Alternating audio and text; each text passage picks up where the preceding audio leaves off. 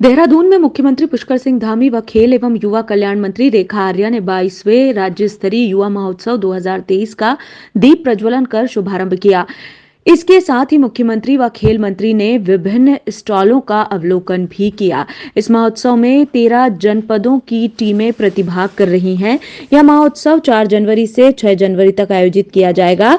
इस दौरान उत्कृष्ट कार्य करने वाले युवक व महिला मंगल दलों को मुख्यमंत्री ने सम्मानित किया। मुख्यमंत्री ने इस अवसर पर केंद्र की भांति हर वर्ष जिला व राज्य स्तर पर युवा दिवस मनाए जाने की घोषणा के साथ ही युवक व महिला मंगल दलों की प्रोत्साहन राशि को 4,000 से बढ़ाकर 5,000 की भी घोषणा की।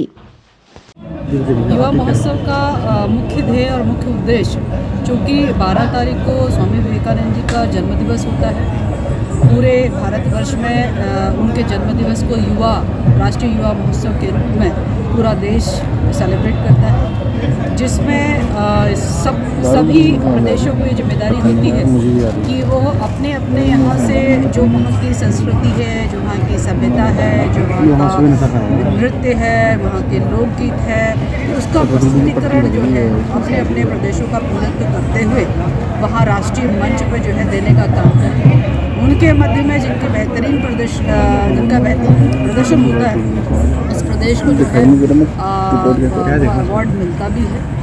उसी के निमित्त जो है आज हम लोगों ने 4 तारीख को राज्य स्तरीय युवा महोत्सव का शुभारंभ माननीय मुख्यमंत्री जी के कर कमलों से किया।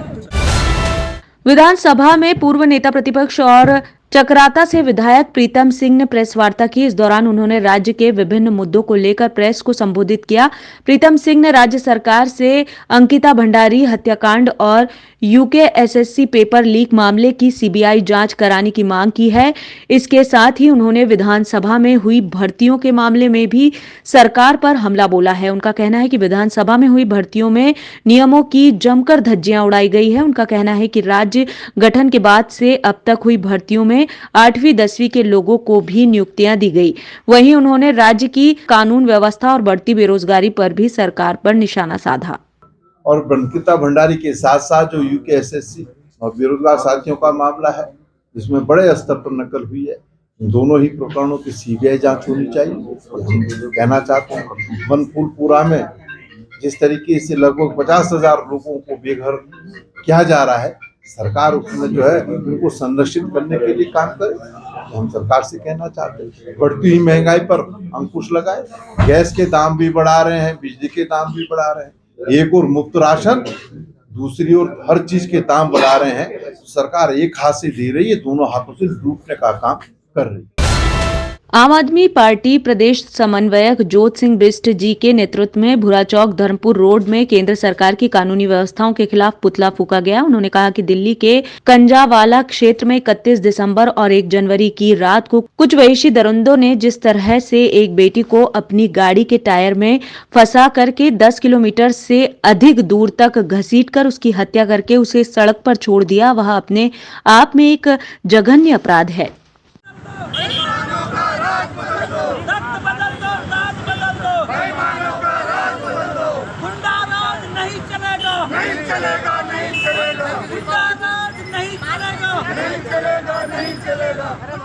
नए साल के आगाज के साथ जिस तरह से भारतीय जनता पार्टी के एक नेता ने बहसी दरिंदे की तरह एक बेटी को अपनी कार पर 8 से 10 किलोमीटर घसीट करके उसकी हत्या करने का अपराध किया है, उसके खिलाफ जो दिल्ली पुलिस ने एक्शन लेना चाहिए था वो नहीं लिया गया।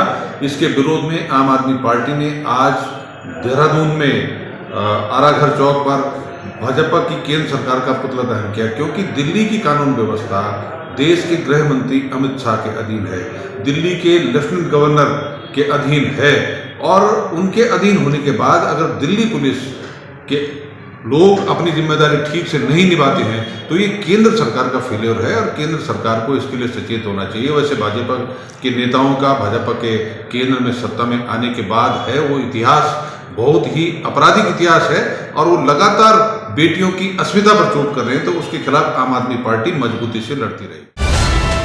मंगलोर कोतवाली पुलिस ने मंगलवार की सुबह परिजनों को बिना बताए घर से चली गई लापता बालिका का 8 घंटे में सफल रेस्क्यू किया। पुलिस ने अलग अलग टीमें बनाकर क्षेत्र में लगे सीसीटीवी कैमरे खंगाले और कड़ी मशक्कत के बाद पुलिस को पता चला कि उक्त बालिका रोडवेज बस अड्डे से ऋषिकेश की बस में बैठकर ऋषिकेश पहुंच गई है, जिसके बाद बस की लोकेशन को ट्रेस आउट करते हुए मंगलवार की देर शाम पुलिस के द्वारा बालिका को ऋषिकेश से दस्तयाब कर लिया गया है। वहीं बालिका के परिजनों के द्वारा पुलिस का आभार जताया गया है।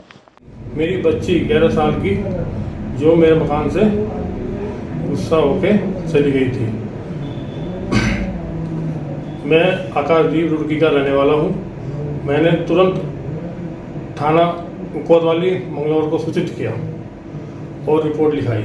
इसमें आके कोतवाल साहब के सहयोग से और काफ़ी उनके लोगों की मदद से कम से 50-60 कैमरे देखे गए हैं, रेलवे स्टेशन, बस स्टैंड, और उनकी मदद से बच्ची की जानकारी मिली ऋषिकेश। जो ऋषिकेश से बच्ची लेकर आए थाने मंगलौर थाने में और मेरी बच्ची सुरक्षित मेरे को सौंप दिया गया। आपके सामने बैठी है ना बेटी? हाँ जी, मेरे सामने है, सुरक्षित है। हाँ। और आप लोगों ने हमारी बहुत अच्छे से सहायता की और आप लोगों की मदद से हम अपनी बेटी को ढूंढ पाए। पुलिस को सूचना मिली कि बच्ची बस में बैठ कर के ऋषिकेश पहुंच गई है, तो तभी रेस्क्यू टीम ऋषिकेश गई। एक एसएसआई कोतवाल साहब ने भेजा और बच्ची को सह सुरक्षित, बिल्कुल बच्ची सकुशल है, स्वस्थ है, उसे वापस लेकर के आए और उसकी माता पिता के सपुर्दगी में दे दिया गया।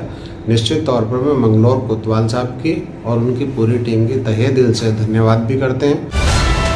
शहरी क्षेत्र के लिए प्रदेश सरकार की महत्वपूर्ण रूफ गार्डनिंग योजना की शुरुआत डोईवाला उद्यान विभाग ने कर दी है। उद्यान अधिकारी श्वेता चौहान ने योजना के तहत विभिन्न सब्जियों की निशुल्क पौध का विकासखंड परिसर स्थित उद्यान कार्यालय से वितरण किया। इस दौरान विभिन्न क्षेत्रों से आई समूह की महिलाओं को व अन्य ग्रामीणों को पार्सले, शिमला मिर्च, बैंगन व मिर्च आदि अनेक सब्जियों का पौधा वितरण किया गया। उद्यान अधिकारी श्वेता चौहान ने बताया कि जिस तरह से शहरी क्षेत्र में भूमि की कमी देखी जा रही है, उसको लेकर सरकार ने रूफ गार्डनिंग योजना प्रारंभ की है।